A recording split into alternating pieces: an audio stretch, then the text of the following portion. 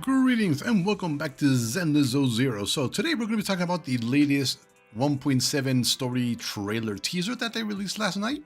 It's got plenty of character teasers in there and things we can speculate, and a couple characters I was not expecting to see, but that I'm really excited about. And no, it is not the newest Void Hunter Yu Xuan.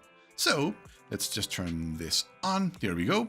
We're not going to go over the entire trailer in detail. You can go watch it yourself on their official website. But as we scroll through the trailer, we can see that we are going to Yukui's summit. And then the first characters is Belle and Wise in completely new outfits. And then we get Yu Xuan with a very particular angle. The developers know exactly what they were doing. So then we keep scrolling forward, and the first character that stands out is this one here. She reminds me of that VTuber that made her GIF dancing with the duck. But that's really about it. I don't think she's going to be a playable agent. She's probably going to be a supporting character similar to Rain the hacker in part 1. That's pretty much all that I think will be for her. Keep scrolling forward, and then we finally get here Jufufu popping up, quite literally. Now the most interesting thing here is we finally see her weapon. She clearly uses metal claws attached to her hands. And it makes sense, she's a tiger, a Thyren based on the stripes and on her tail. We also know she is a fire agent based on the symbol on the gear on her back. We know that much. And other than that, we can only speculate that she will fight in a very similar way to Nekomata based on her weapon and her, well, race. So that's really about it. Then we come here with Mr. Panda. We don't know anything about this guy. He might be a physical attacker based on these cuffs that are very much inspired by Chun-Li's spiked ones, but we don't see much of him past this in the trailer either. After that, we have... what else happens? They're told that there is darkness everywhere, and then we get a look at the first completely new characters. We have a big ethereal here, and a tiny mouse Thyren that is clearly extremely strong. It says Moon on her apron. This is the same symbol here. But other than that, we don't know much. Oh, hold on. This is the symbol for Ether, isn't it? Pretty sure that is the symbol for Ether. So we have an Ether attacker, a physical Ether attacker here. That's my guess anyway. We'll see if it's true. Then we've got this guy here, absolute badass, biker jacket, giant sword. They don't care, so he's clearly known around these parts, but very mysterious. We know nothing about him. Then we've got these two. The only thing we can discern from these two is both of them and the next chapter have these here. Now these are extremely similar to Qing Yi's. If we come over here and I turn the video off, and Qing Yi advances slightly more in her image, we can see that she has him down here. She has him lower, but everyone else seems to have him up here. We don't know what those particular things are, but we do know that her twin tails are anti-electronic interference modules. It's a bit of a thing. We also see that it says Alice up here. Not sure if that's her name or anything else, and I don't see anything else that stands out. But then we've got this little mascot Tanuki character here, Raccoon/Tanuki, and then we've got her, who also has these. Now, if I go back to Qing Yi and turn off the video, hers are completely smooth, no splits at all. But then this girl's are clearly clamped on, even bolted on something. She's pretty clearly a prankster, and she is friendly with this Tanuki character here. But this over here does not seem to be a headset. It seems like it goes down and plugs into her ear. So it might be a combination headset with earplugs that go into her ear. No idea. We can't really tell much from here. We've got him again and her again. They're clearly a duo. Probably independent hollow investigators. He's the brains, she's the brawn, more than likely. Although he does have this giant collar thing that clearly bends over and closes off to protect him. So he might be a fighter, but I somehow doubt it. But you never know. This mouse girl really... oh, and here we have the two characters I'm most excited about.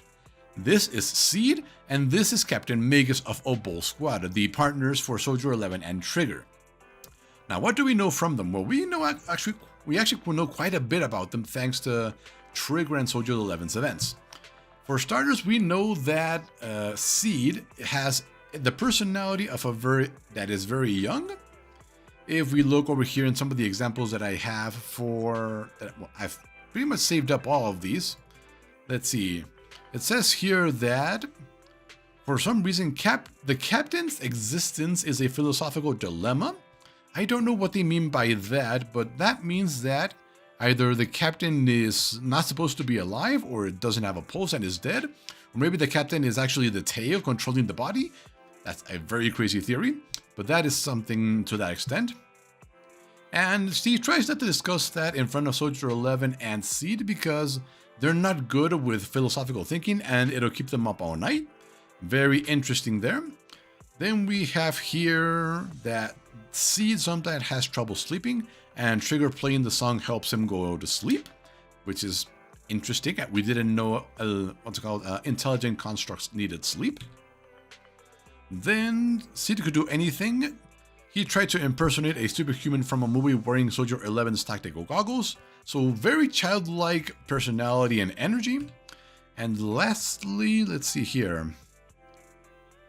Let's see. Let's see here. Oh yeah, and Seed can weigh a lot, so he could step or sit on the harmonica and basically destroy it. So yeah, this is clearly that Seed, and we can even see here that it says EDF. This is the new Eridu Defense Force. I don't see any markings for Obol Squad, which is very interesting, although they do have the coloring. And Captain Magus herself is definitely something. These look like ram horns, but I believe she is more of a wyvern, what's it called? Yeah, a wyvern Thyran.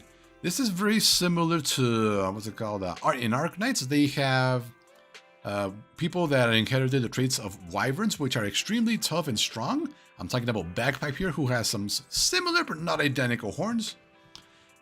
You can see thumbs up, and we can see that her tail, this is clearly meant to represent her. Oh, hold on, it's a revolver. Interesting. She's actually using a gun blade of some sort. These are clearly extra bullets. No, those are too big to go into that. But the fact that they're giving her tail some type of personality is definitely something interesting here. And lastly, it starts to glow with fiery energy. I really do hope she becomes fire so that Soldier 11 has somebody to fight alongside with instead of just Trigger that actually shares an element. So we don't know much about her yet, but that's it. Then we've got this guy, super serious mode. And then we have finally the tease of the villains in this arc, which is I forgot their name. They're really not that interesting. It's the cult that wants to be reborn. They do have a giant sword though that I didn't notice earlier. I don't know what this is. The symbol of infinity. Very owl-like features there. And there's the recurring villain this time around. That's really all we get a glimpse of there. Although something happened to make her open her eyes. And that's really it. Then we finally get the introduction to Yushuan. Now, Yushuan is very curious because extremely simple. Oh, before that, let's pause. As you can see, here we have Mr. Panda over here. I did compare him to the past image, and it is him. This tells us that Mr. Panda, Yushuan, and Yufufu are of the same faction. Probably whatever it's called. We also know that she is a Void Hunter rank investigator. So she will probably be released at the very end. We'll probably get these two first with her at the very end. But what really sparks my interest in Yushuan is not her strength, it's her element. Because if we look here, as we go along with this trailer, she's doing something. We don't know what, but we can see that her element, she doesn't extrude any element that we are familiar with. So what is this? This is usually in other games attributed to light or divine or sacred energy.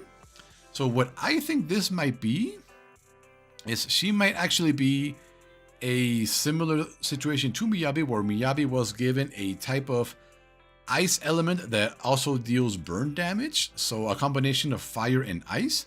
So she could be the same thing. But that's really all we know. So that's my guess. She's going to have an element unique to herself. That'll probably be a unique characteristic for all the Void Hunters going forward. And then we have her companion bird. Now, I'm not sure if this is actually Yuzhuan and this is just an avatar he's using, or vice versa, or this is just a pet. But we do know that when Yuzhuan leaves Yufufu behind during investigations, Yufufu gets mad because in this image right over here, it says that she'll never buy her bird treats again because she left her behind. Or that's the message she asks us to relay. But if you also remember here, when we first see Yufufu inside Hollow Zero, she has this very strange looking bird with her.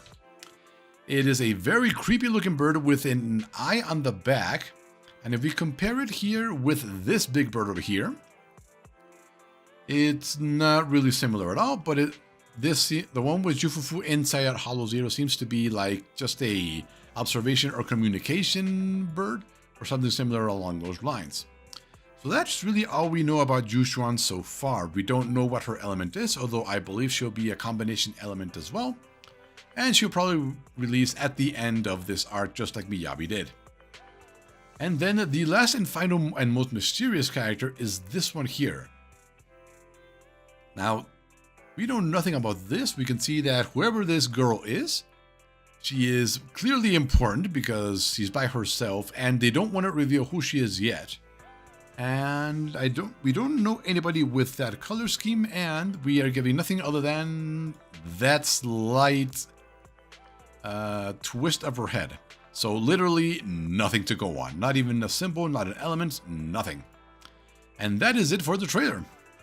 So hopefully you find this amusing at the very least, and we will see you next time when we actually meet these characters or something interesting or something else interesting happens in the game. So, later.